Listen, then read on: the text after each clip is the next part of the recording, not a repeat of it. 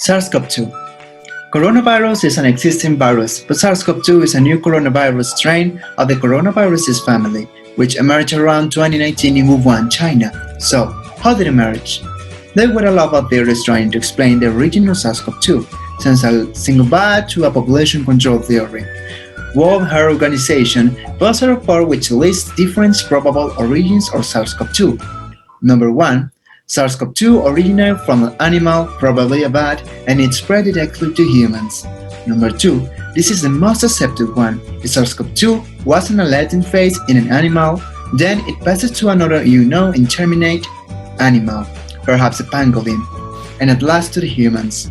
Third one is that SARS Cov 2 has been introduced through cat food. Number 4.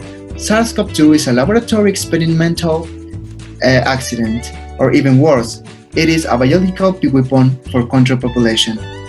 How did people react to these probable origins? There were a lot of controversy among crowds around the world, and even official reports weren't enough to persuade people, but eventually it reached their minds.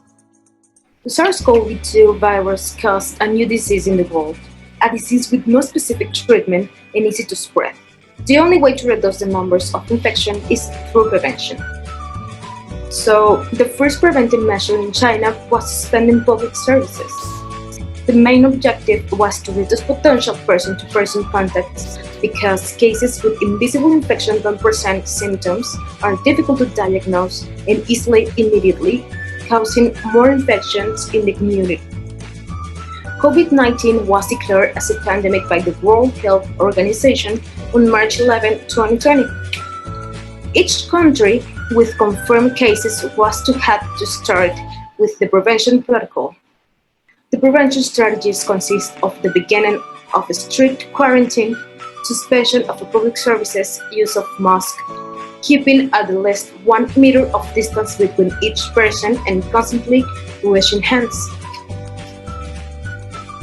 Scientists around the world developed many potential vaccines against COVID-19. Finally, Russia was the first country in the world to register a vaccine against this disease.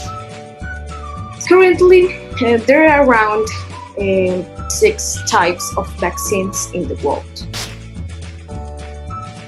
So, what we expect in the future? Currently, vaccinations continues to advance in the world, with Israel as the country with the highest percentage of the fully vaccinated population, with 58%. In American continent, Chile with 33% and USA with 28% has the most people vaccinated. Currently in Mexico, the population of 40 to 49 years of age will begin to be vaccinated. At the end of July 2021 and until October 2022, the rest of the population of Mexico will be vaccinated. With the teachers already vaccinated, the next school year is expected. With the necessary measures, we will go back to the schools. It will not be a surprise that after the reopenings of schools, some COVID-19 infections will increase.